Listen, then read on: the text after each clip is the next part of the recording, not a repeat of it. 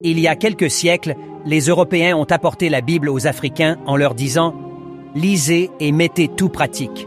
Ceci est le seul chemin qui mène à Dieu. » À cette époque, on répondit « On vit sur cette terre depuis des millénaires et on n'a jamais eu besoin de votre livre pour atteindre Dieu. » Les Européens ont ensuite dit « Dieu nous aime beaucoup, il nous a parlé. Il dit que celui qui ne met pas en pratique tout ce qui se trouve dans la Bible brûlera en enfer. » Les Africains ont répondu « Arrêtez vos inventions à la con.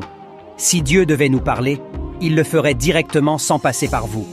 Vous voulez juste nous endormir pour voler nos richesses. » Fâchés, les Européens ont répondu « Dieu nous a envoyé prêcher la bonne nouvelle de Jésus et vous montrer le chemin qui mène au paradis. C'est notre mission. Vos richesses ne nous intéressent pas. » Surpris, les Africains ont dit « Comment des gens qui ont l'esprit assez tordu pour fabriquer des armes de destruction massive afin de dominer le monde peuvent connaître le chemin qui mène au paradis et le montrer à ceux qu'ils mettent en esclavage? On a déjà une spiritualité qui nous satisfait. Allez évangéliser vos enfants. » Tout de suite, ils ont sorti les armes et les fouets.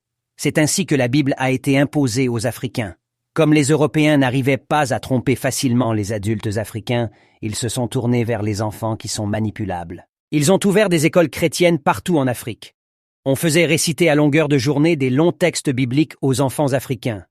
68 fois « Je vous salue Marie ». 90 fois « Notre Père qui est aux cieux », comme si Dieu était sourd, etc. Pendant ce temps en Europe, ils enseignaient à leurs enfants la science, la philosophie, la médecine, la chimie, la physique, la géologie, etc. Ils disaient aux Africains « Ne regardez pas toutes vos richesses volées par les Blancs, ce sont les biens de ce monde. Les vraies richesses se trouvent au paradis pour les enfants sages et obéissants qui lisent la Bible. Ne vous souciez pas du futur. Jésus contrôle tout. Il ne laisse pas mourir les oiseaux du ciel. Comment ne devra-t-il pas s'occuper de vous? » Pendant ce temps, des milliers de personnes mourraient de faim tous les jours. Si un colon ou quelqu'un d'autre te coupe le bras droit, ne fais absolument rien, montre-lui le bras gauche et laisse tout entre les mains du Seigneur.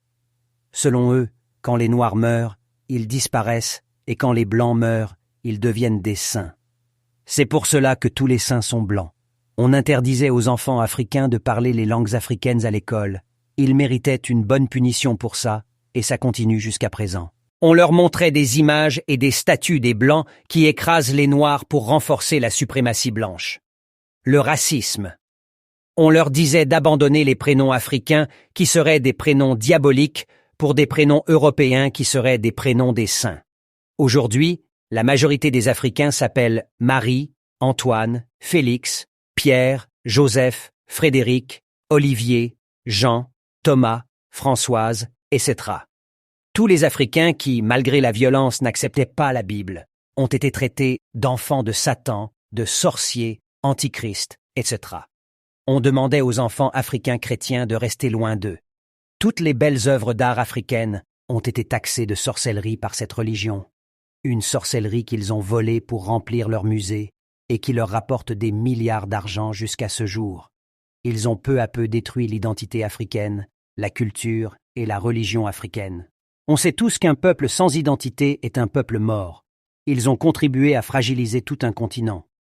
Malheureusement, les Africains ne veulent pas prendre conscience et sortir de ces mensonges.